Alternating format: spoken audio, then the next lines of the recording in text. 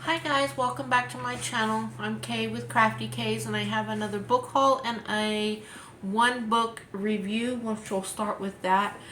I finished this last week. It's called The Chocolata Murder. It was a really quick read. It only took me maybe a couple of weeks to read, and let me get my glasses on and I will read the back of it for you.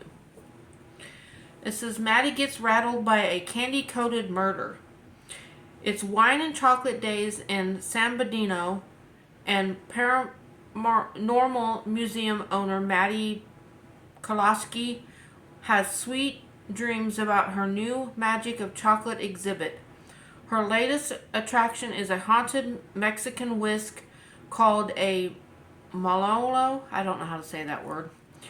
That rattles if someone lies. When Maddie visits the town's new boutique chocolate shop, she finds one of the owners dead and covered in melted chocolate. Maddie's determined to catch the killer, and she soon uncovers deadly dealings in the world of artisan chocolate. But the deception surrounding those dealings is enough to make the mallow rattle all night. Will Maddie have a temper will have to temper her passion for saluting before a killer makes her fate bittersweet. This was a really good book. It's by Christina Welsh. I think that's how you say her last name there. Um, it, it it's only 303 pages long, so it didn't take very long to read. See there, I got this at the Bookaholic. It's a used bookstore here in town. So yeah, I got this there. That was my book haul. Then I got three more books from the free little library that's over by me. The first one is Pray for Me by T.R. Fisher. There's the cover of that. I read the back of this, so I'm going to read it here. It says, Lacey Carter is not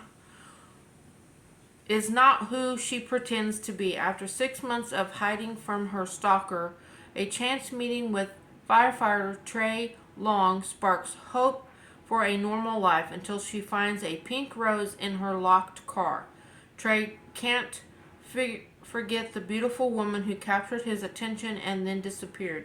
When Lacey becomes a suspect in several arsons, Trey dives headlong into a blazing conflict of interest that risks both his job and his heart. Both Lacey and Trey must decide who they can trust and if they're willing to get buried in the process.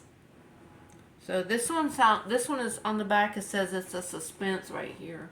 They stuck this there for suspense. This one is only, I want to say, this one's only 287 pages, so this shouldn't take very long. This one sounded interesting. So, yeah, there's that one. And then I got a couple of fall Halloween books. This one is called Harvest of Murder by Anne Ripley. So that I like this cover is so cute. You can tell how it's just set where it's set in a pumpkin patch at a farm, and look at there's a little kitty right there. It's cute.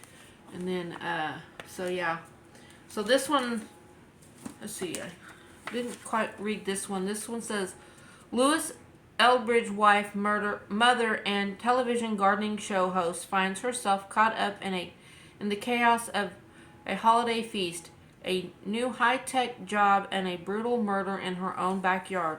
As Thanksgiving draws near, Lewis has her hands full. Her daughter is demanding her attention.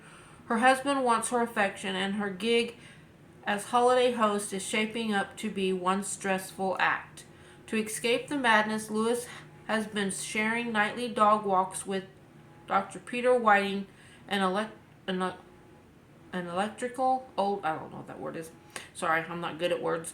Biologist who regalates her with tales of his travels in the Amazon jungle and his incredible discoveries there included an exotic formula that can double a person's life expectancy. She finds the story fascinating if a bit strange.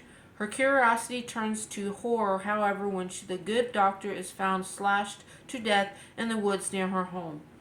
Only a week later, Lewis gets an invitation from Whiting's widow to help complete the plant ex- experiment that has been her late husband's obsession.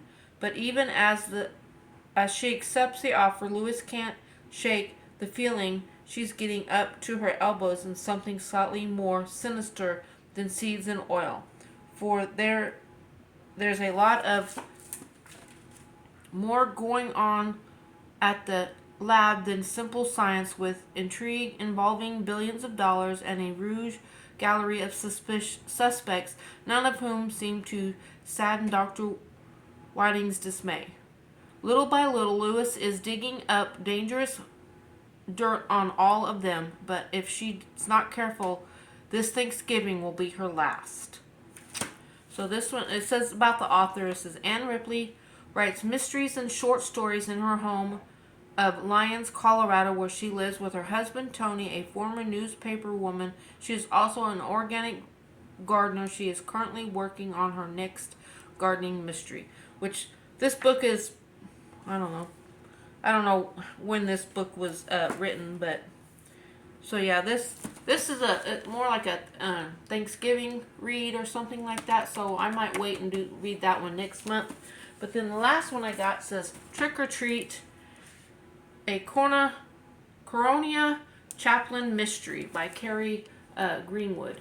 That's totally you could tell that's, I'm pretty sure it's going to be a trick or treat for, for October, for Halloween and stuff like that. So here's a little insight about the story. When a cut price franchise bakery opens its doors just down the street from Earthly Delights and crowds flock to purchase the bread, baker Corona Chaplin is understandably nervous. Meanwhile, her lover, Daniel's old friend, Georgiana Hope, has temporarily set up residence in his house. She's tall, blonde, and gorgeous, and it doesn't take Corona long to work out that she's up to something. Daniel is making excuses, and Corona is worried about his absence.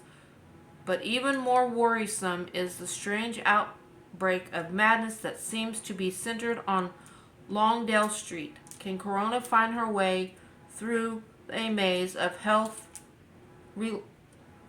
religion, missing boyfriends, sinister strangers, frequent companies, and back alley ambushes? Or will the Earthly Delight Bakery be well and truly done? So that one sounds good. I haven't ever read this. I've never heard of this author, so this is my first time reading, so we'll see how this one goes. This one is only, let's see,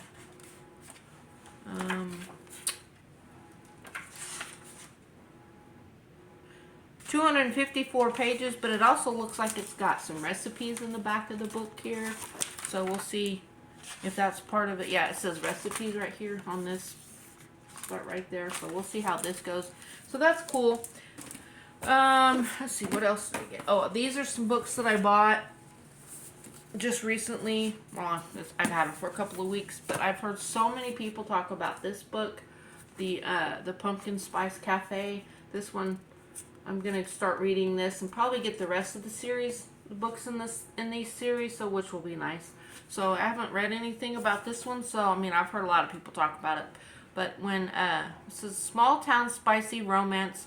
When Janine Ants gifts her the beloved Pumpkin Spice Cafe in the small town of Dream Harbor, Janine jumps at the chance for a fresh start away from her very dull desk job.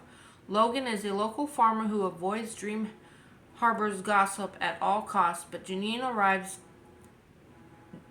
desperate despite Logan's routine, and he wants nothing to do with the irritating, upbeat new girl, except that he finds himself unexpectedly drawn to her.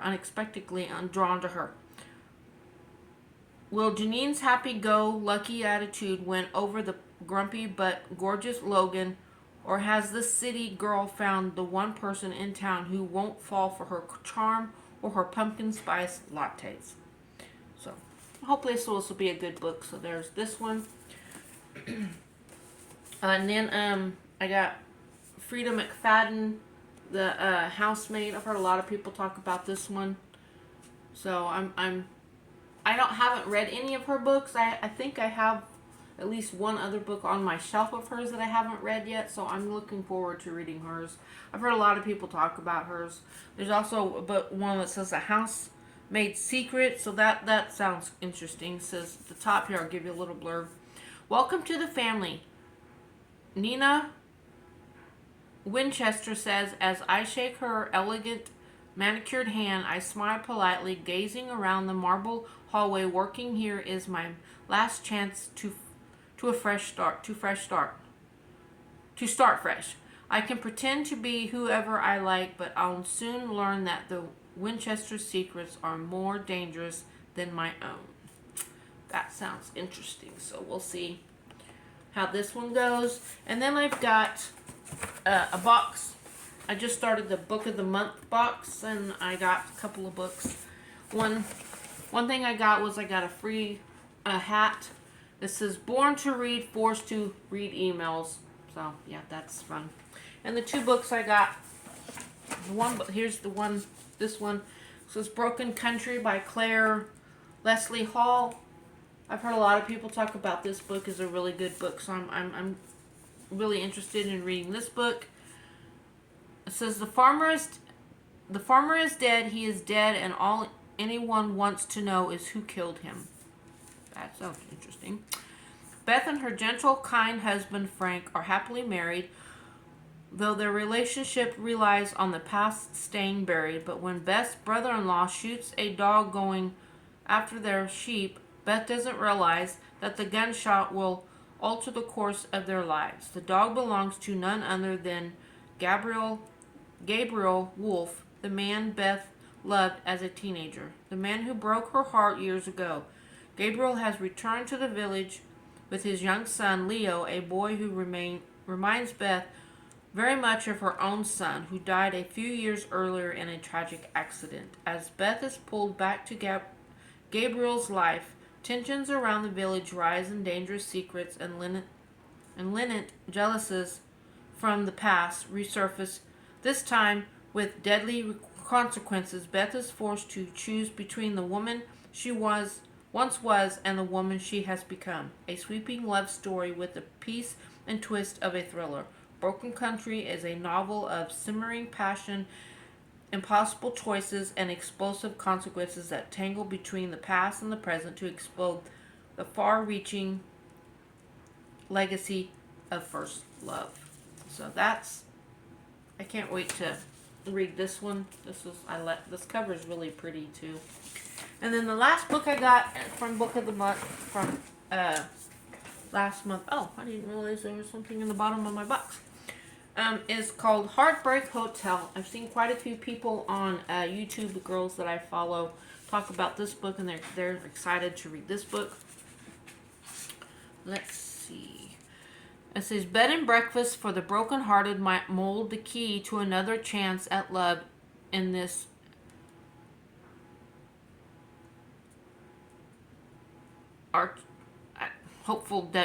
debut. I guess this is her debut debut novel, so we'll see how this goes. It says,